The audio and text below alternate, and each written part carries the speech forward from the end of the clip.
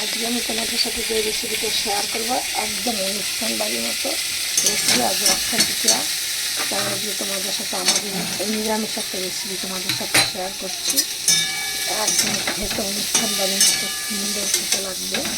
আর এইভাবে রেসিপিটা তোমরা করো, কিন্তু সব ছোটো ছোটো বাচ্চারা তোমাদের খুব ভালো খাবে। এবার আমি এটা কি রান্না করছি, কী রেসিপি তোমাদের সাথে শেয়ার করছি। এইখানে আমি নিয়েছি 500 পনির গরম জলে ধুয়ে তারপর নুন হলুদ মাখিয়ে ভালো করে ভেজে নিয়েছি। আর এইটা ভেজে গরম জলে ধোয়ার কারণ হলে গরম জলে ধুলে তাহলে পনিরগুলো যখন তোমরা ঢেলে দেবে, দেওয়ার পরে খুব খাওয়ার সময় দেখবে একদম নরম থাকবে। আর যদি গরম জলে না ধো তাহলে কিন্তু এই পনিরটা আমার শক্ত শক্ত হয়ে যায়। আর এইখানে আমি পটলটা ভাজা করতে দিয়েছি। এটা আছে তোমাদের প্রায় 700-800 পটল আছে। আর এইখানে নিয়েছি একটু বড় সাইজের দুটো আলু, একটু বড় বড় করে কেটে নিয়েছি, কারণ আমি একদম অনুষ্ঠান বাড়ির মতো রেসিপিটা করছি। এবার আমি মিক্সিতে দেখো এখানে দিয়েছি একখানা টমেটো, কিছুটা আদা, কিছুটা জিরে দিয়ে এটা আবার পেস্ট। এবার দেখো পটলগুলো আমার ভাজা হয়ে গেছে, পটলগুলো আমি তুলে নিচ্ছি। এবার দিচ্ছি কড়াইতে কিছুটা তেল।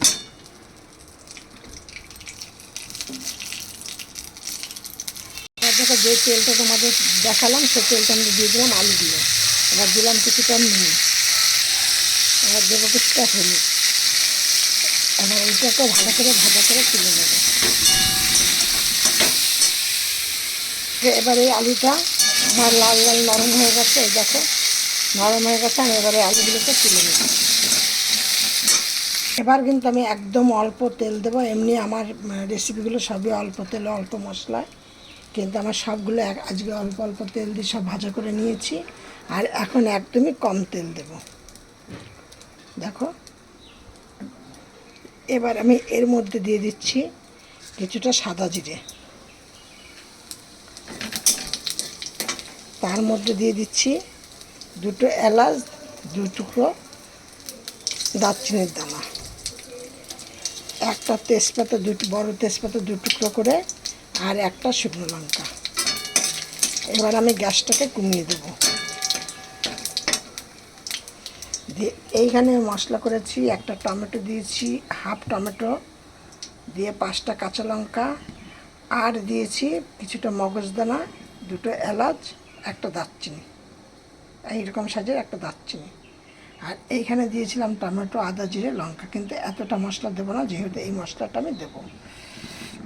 তোমাকে আগেই বললাম যে আমি অতটা মশলা দেবো না, যেহেতু আমি এই মগজদানাটা করেছি, সেই জন্য এখন এর মধ্যে দিয়ে দিলাম কিছুটা হলুদ। আমি শুধু 2 চামচ, এই যে এই চামচটা 2 চামচ শুধু মশলা দিয়েছি। এবার দিয়ে দেবো এর মধ্যে কিছুটা অল্প করে নুন দেবো, কারণ এগুলো ভাজার সময় নুন দিয়েছি। এই দেখো অল্প করে নুন দিই। এবার দেবো আমি এর মধ্যে কিছুটা কাশ্মীরি লঙ্কার গুঁড়ো, কালার হওয়ার জন্য।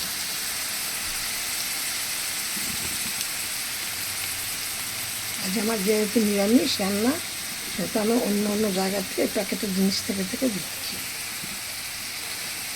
এবার দেবো এর মধ্যে কিছুটা চিনি।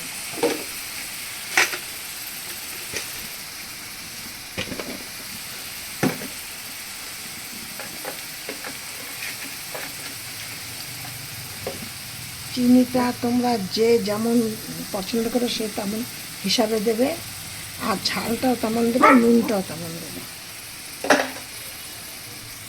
এবার আমার দেখো এই মশলাটা প্রায় হয়ে এসছে। এবার আমি এর মধ্যে দিয়ে দিচ্ছি এই মগজদানাটা।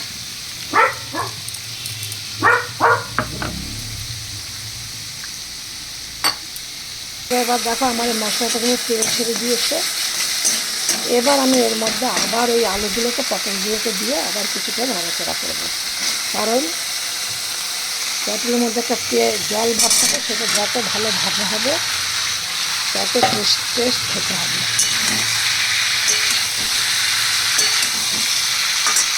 এবার দেখো আমার এই মশলাটা হয়ে এসছে। এবার আমি দিচ্ছি 1 চামচের মতো এই মানে ছোটো, একদম ছোটো চামচের 1 চামচ মতো হিং। আমি এই যে এই হিংটা এবার একটু এই হিংটা ব্যবহার করি। এবার দিয়ে দিচ্ছি এর মধ্যে কিছুটা জল। আমি এর মধ্যে জল দিয়ে দিয়েছি। এবার ভালো করে ফুটলে পনিরটা আমি দিয়ে দেবো, দিয়ে তারপর নামানোর পর আবার তারপরে পনিরটা দিয়ে দেবো। এবার দেখো আমার রেসিপিটা কিন্তু হয়ে গেছে। আমি এবার এর মধ্যে পনিরটাকে দিয়ে দিচ্ছি। আমি চম্পা রেসিপি হাউস থেকে আমি তোমাদের সাথে শেয়ারটা করছি। তোমরা এরকম করে খেয়ে আমাকে কমেন্টে জানাবে। একবার বাচ্চাদের খুব মুখরোচক খাবার এটা। নিরামিষের দিন এরকম করে দেখবা, বাচ্চাদের খুব প্রিয় জিনিস, প্রিয় খাবার আর কি। আর হলো গিয়ে তোমাদের